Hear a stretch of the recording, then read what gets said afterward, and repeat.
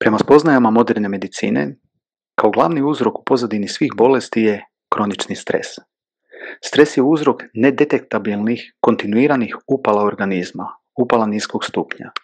Stres može biti akutni ili kronični.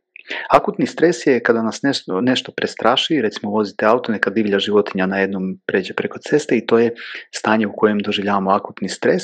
Ono traje neko vrijeme i organizam se vraća u normalu. Puno opasnije od te vrste stresa je kronični stres. Kako moja draga mentorica, profesorica Demarin kaže, jednom metaforom opisuje kronični stres, a to je poput lošeg braka. Znači, loš brak je onda kada postoji nerazumijevanje među partnerima, kontinuirano podbadanje, stalno jedna negativna napetost koja postoji među dvoje ljudi. Ili kada su ljudi nezadovoljni poslom, idu sa grčem na posao, nezadovoljni su na poslom, stalno je neka napetost, nerazumijevanje s kolegama. Znači, kontinuirano, nešto što se kontinuirano događa, ali nije toliko grozno da je neizdrživo. Što se događa u tijelu?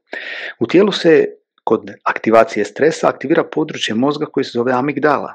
Ono šalje kemijsku poruku u hipotalamus koji izlučuje hormon kortikotropin, CTH, koji onda aktivira hipofizu koja izlučuje adenokortikotropin, ACTH, i onda se aktivira kora nadbubrezne žlijezde koja izlučuje adrenalin.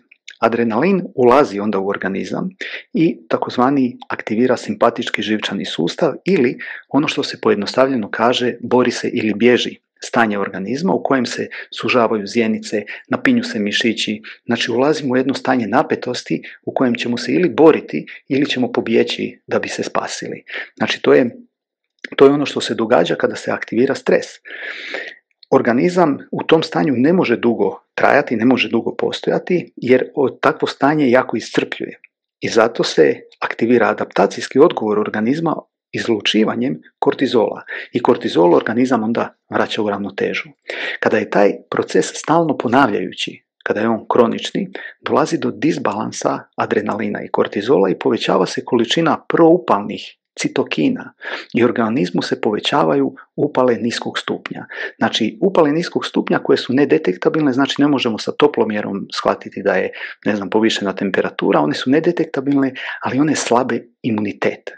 I to vodi na različite, ovisno o stanju nečijeg organizma, ovisno o drugim faktorima, dolazi do različitih poremećaja kao što je netko dobije čir, neko gastritis, nekom to napada lokomotorni sustav kao što su artritis pa reuma, nekoga to djeluje na kardiovaskularni sustav, znači upale raznih žlijezda, koronarnih arterija, nekoga to djeluje na neurodegenerativni sustav, neurodegenerativne bolesti poput migrene, Alzheimer, Parkinson, znači sve to nije još naravno sve detaljno istraženo, ali to je jedan od ključnih kontributora ili onoga što ključno doprinosi razvoju bolesti kod ljudi.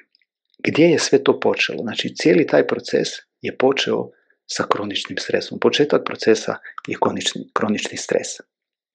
Sad je pitanje od kud je taj kronični stres došao.